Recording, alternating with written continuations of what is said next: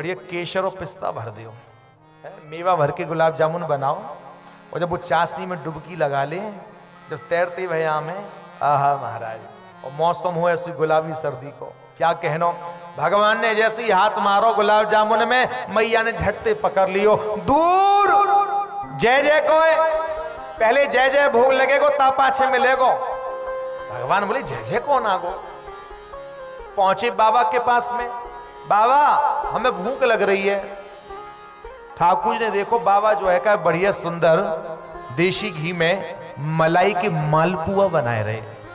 अच्छा, मलाई के मालपुअन की बात ही अलग है।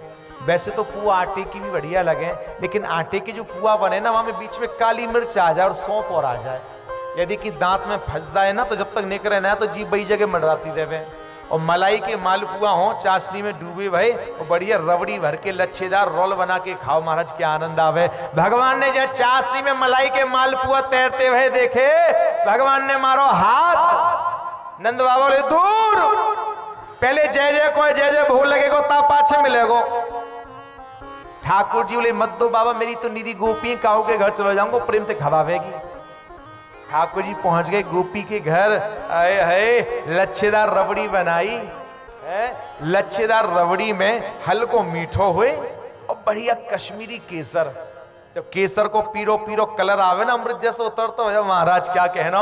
भगवान पे ना भयो कंट्रोल। भगवान ने जैसे ही हाथ मारो, गोपी ने झट से पकड़ लियो, हे प्यारे श्याम सुंदर, आज तुम्हारी नाय चलेगी। चौ पहले जय जय भूख लगेगो ता पाछे मिलेगो। भगवान बोले जय जय कौन है, भूत है, प्रेत है, जिंद है, पिशाच है, घर में जय जय घुस गो।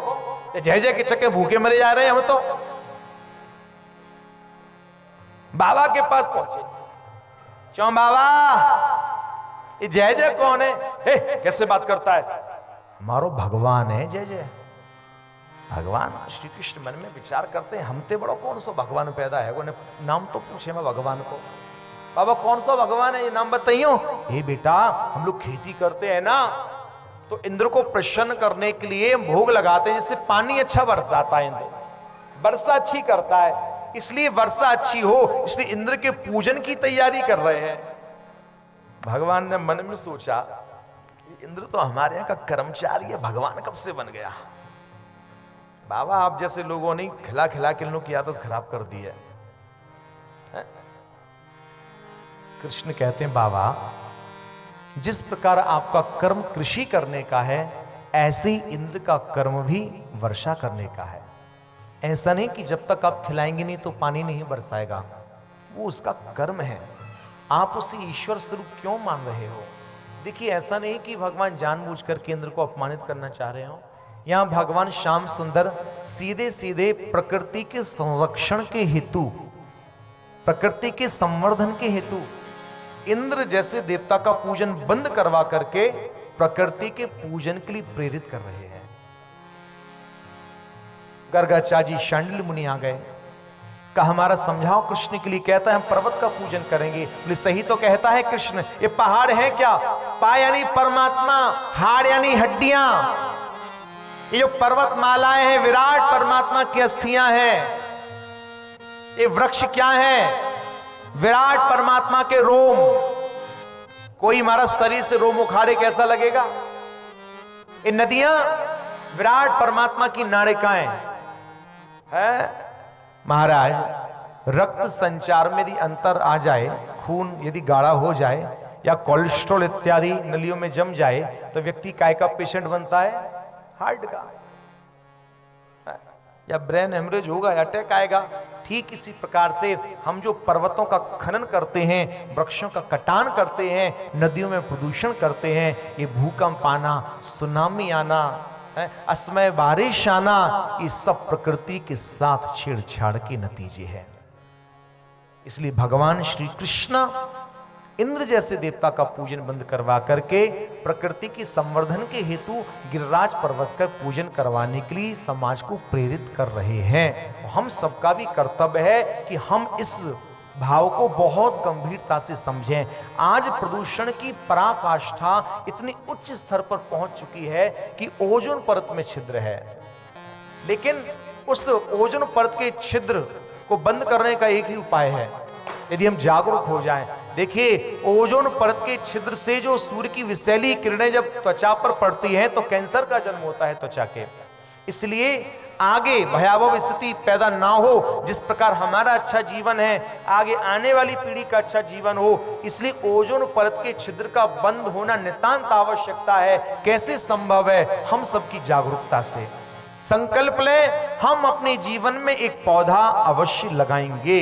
हमारी शादी की सालगिरह हो, हमारे जन्मदिन हो, या हम किसी के विवाह में जाएं, किसी को गिफ्ट दें, आप जो गिफ्ट देते हो दीजिए, लेकिन मैं कहता हूं, एक आग्रह करता हूं कि एक वृक्ष, एक पौधा अवश्य गिफ्ट दीजिए। आप साल में 12 पौधे दोगे तो मुझे विश्वास है एक अवश्य लगेगा।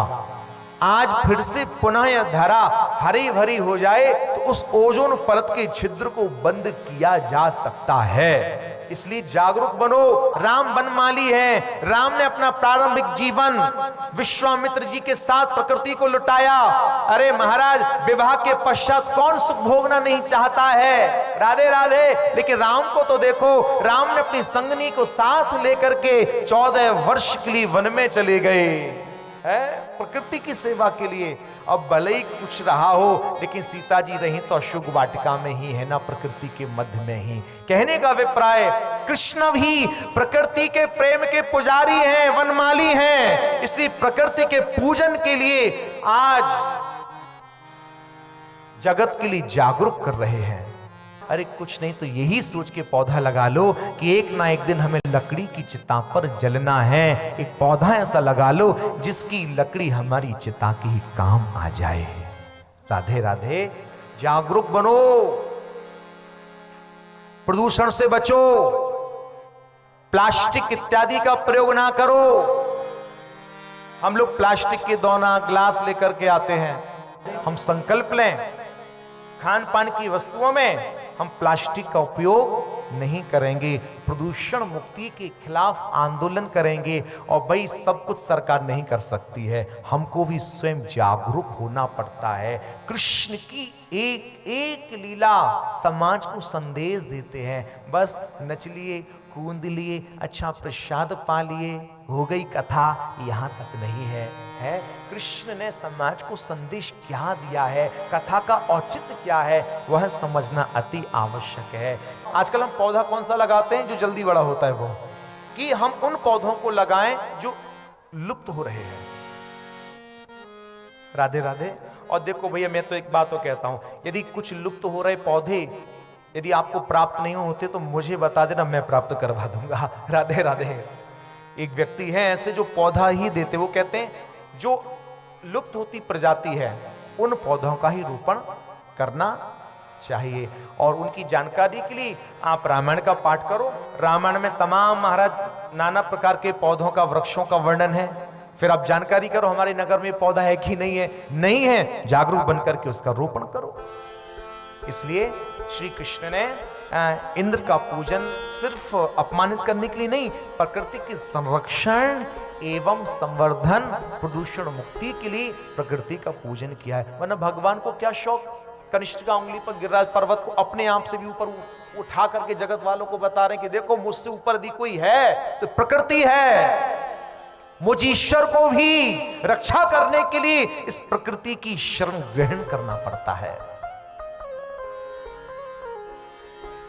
महाराज, आज जब कृष्ण ने समझाया, देखो मैं तो उतना जान, भले कृष्ण हैं छोटे, कभी कभी बड़ों को अपने से छोटों की भी सुनना चाहिए। गर्गा महाराज, नंद बाबा ने तो बहुत कोशिश की कि भाई कृष्ण की ना चले, लेकिन गर्गाचार्य जी शांडिल मुनि आ गए ना, उन्होंने साफ कह दिया, देखो बाबा हर जगह बच्चे गलत नहीं होते, कभी कभी माता पिता को भी विचार करना चाहिए। राधे राधे। इसलिए बच्चों को समय देना, बच्चों की समझना नितांत आवश्यक है। बोले ठीक तो कह रहा है कृष्ण। आज महाराज सबकी सहमति बन गई है और महाराज जो है का सब अब गिरिराज जी के लिए चल पड़े हैं। जो मालटाल बने हैं ना, बड़े सुंदर सुंदर माल बने। पता काका माल बनाए हैं? अरे बर्फी की हो ईट गाड़ो है श्रीखंड, बर्फी की हो ईट गाड़ो है श्रीखंड, रबड़ी को हो पलस्तर बन जाए किलो खंड। किलो कला कंद जैसो बुर्ज बालू शाही की जलेबी की जाली फेनी फाटक चढ़वाइले चम चम के चौतरा पे पहरो देत पेठी की मिठाई। अरे ऐसो किलो तोड़वानो हुए तो ब्रजवासिन को बुलवाइले। राधे राधे।